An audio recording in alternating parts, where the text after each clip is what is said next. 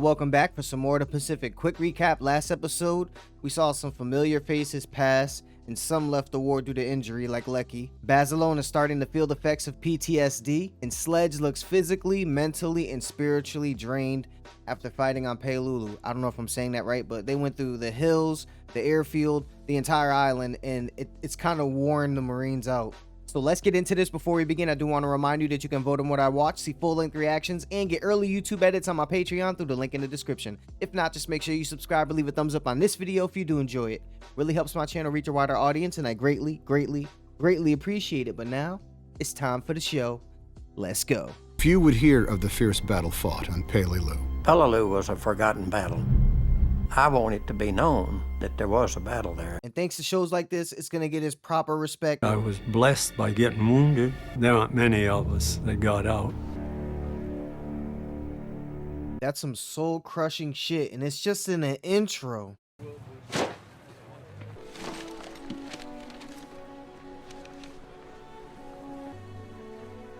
The leader who was shot in the head or the neck, who got the blanket covered over him. I definitely remember that. I'd like to be out there fighting with Johnny instead of making camouflage paint. Some guys have to give us the stuff to fight with. I'll never forget that day. My God, that acting is so terrible. Barcelona has an excuse. What's their excuse? Everyone in America knows the family name because of you, Right. John. I don't want everyone to know me. Hey, I get free drinks because of my hero brother. How about it? Bringing honor to the family name, that's not why you fight. Because you love your country. You believe in what your country stands for. Let you go home now. My home is the Corps. Let me go back and train the new kids. See, he still wants to be a part of it in some way. Sergeant Basilone, Even if it's not in a fighting you capacity. make me proud to be a Marine. Thank you, sir. You make me proud to be a Marine. I don't want to be here anymore. I want to go back. What would you like me to do until then, Captain? Whatever you want.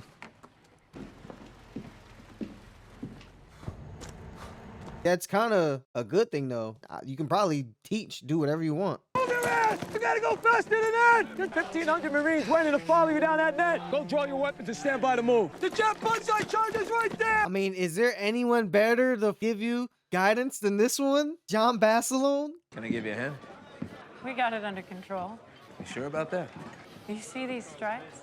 I'm an NCO just like you. First time I've seen a female NCO in this show. That's what's up, man. I'm pretty sure there weren't any female Marines, at least back then. Big Shot here thinks he can get us a table. I'm thinking of joining the Navy.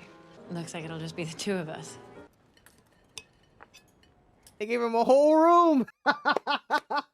I'm now going to turn in. If I did something stupid, I'm sorry. You didn't do anything a million other guys haven't done. You just did it in a nicer room. She asked him, though. Get him a table. Women. Just kidding. Go! In formation, 2 ranks behind me! Move it! Man's at the end of his tour, and he's outrunning everybody. The Japanese, he has been at war since you were in fucking diapers! He can live off of maggoty rice and muddy water for weeks! He delivered that perfectly. It's crazy how everything he described in that speech we actually physically saw. Morning after the battle, my guys cooked up the coffee over a fire of green coconut logs. I never tasted anything so good. Not that I don't appreciate this. Both of their coffees are important, not because of the taste, but because of the moment that preceded it. Ready! Gun set! Fire! Good shit, boys. You know they've been practicing since that day. You can shoot and move with this. Like Call of Duty? You run around with like machine guns. Oh, shit. 5th Division will ship out very soon for action in the Pacific Theater of War. John Basilone has decided that home can wait. He will be joining us. No fucking way. So that means he's going to Iwo Jima. He found someone, though. That's just crazy. And he's still deciding to go out there and fight. I've shipped over, so if you're looking for something else, tell me now. Sounds like an ultimatum. Where do we go from here? What the fuck? Oh, shit. Okay. Woke up one day and I was 30 years old. Then you walk into my mess hall and look at me now. We're gonna have 6 kids. She's 30, John. You should have come around 10 years ago. Right, the fuck? Beautiful woman. That might have been their first time sleeping together, too. And then it smash cuts to D-Day on Iwo Jima? What the? You wanna live? Oh my God. I didn't even think about John Basilone might have died during this. Off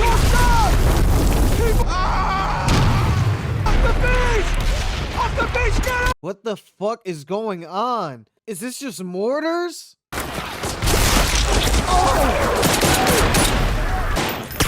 shit! Oh shit, yeah, that'll work too. That flamethrower's got some fucking range on it, damn. Good shit. Oh man. Saved his life. And he's leading the charge. Come on. That rocket launcher has been so clutch in this series. Firing from the ridge! Stay lower! Do not leave this position, come hell or high water! Understand? I got it! In the same episode, we're getting him train these guys and put him on that duty to them actually doing it at Iwo Jima. You tell that tank to follow me! When you can tell the tank to follow you, you're a special type of Marine. Oh shit. Thought that was John.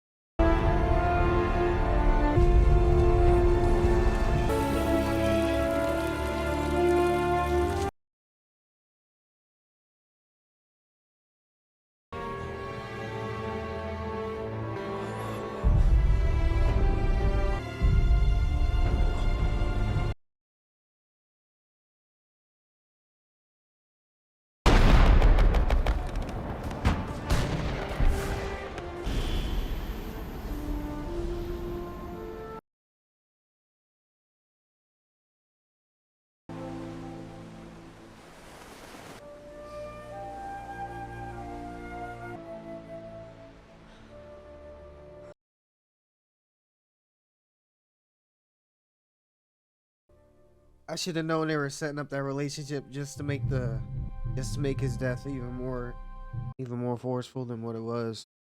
And that, ladies and gentlemen, was the Pacific episode 8. Now I see why it was John Basilone heavy, because unfortunately this was the episode where he would perish. Watching it, I was thinking, okay, this is the lovey-dovey episode you guys were telling me about when you were describing the Pacific when I was wrapping up Band of Brothers.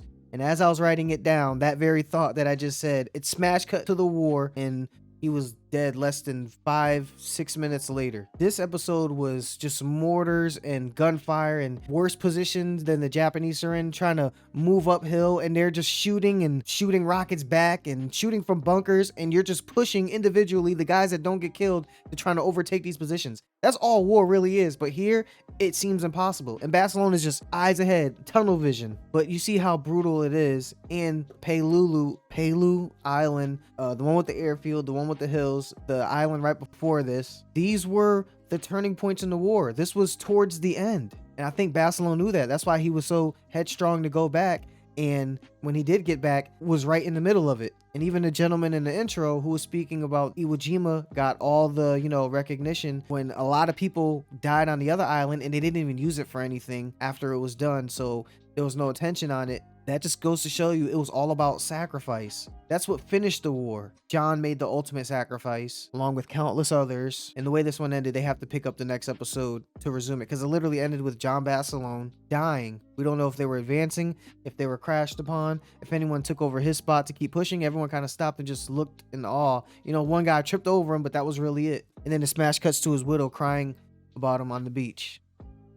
The reason these wars and so many Marines died is because the Japanese were relentless, ruthless, and probably the worst enemy you could ever fight, ever. Didn't keep prisoners, didn't surrender, was completely fine with taking themselves out as long as you were taken out with them. There's no rules, and that's why you had to kill them with flamethrowers and bunkers and then shoot them as they ran out, because that's the only way you can kill somebody like that. And it does something to you. They're willing to do what you're not going to. And that was best exemplified in the legendary speech that Basilone gave when he was talking to the new recruits And it was all about respecting your enemy, and the Japanese are an enemy that you have to respect. He told them about eating the muddy water and going through insane shit that would break you. That's what they've been doing since you were in diapers. And we visually saw almost all those things he described in the earlier episodes. I was kind of taken back. I didn't expect this show to be that brutal. I really didn't. Definitely more bloodier than Band of Brothers, but that's credit to the enemy. But that kind of put things into perspective for them about what to expect when they go out there. And I think the fact that he didn't lie to them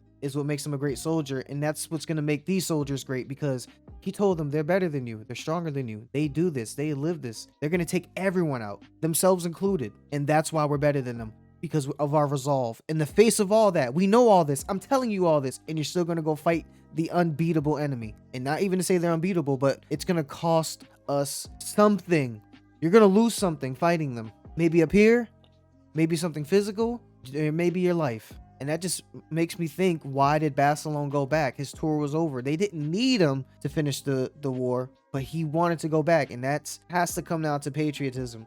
It has to come down to him believing what his country stands for, even if it's not operating with his preferred party. And that's not the American government. I'm talking about all governments that have ever existed since the beginning of time, and militaries. You have to believe what they stand for is something righteous to live for. And it's made up of people. There are people in there everywhere. You talk about the US military, there were people like Winters, and there were people like Barcelona, and there were people like Spears. And I'm pretty sure what fueled all of them was patriotism. It had to be. And this kind of just solidified my thought with Barcelona going back and then dying. It's not even about is it worth it. In the speech he gave, I think I said in my last recap, they know all this stuff and what was going to happen. And everyone would probably still go out there and do it all over again. That's what I believe fuels all these heroes.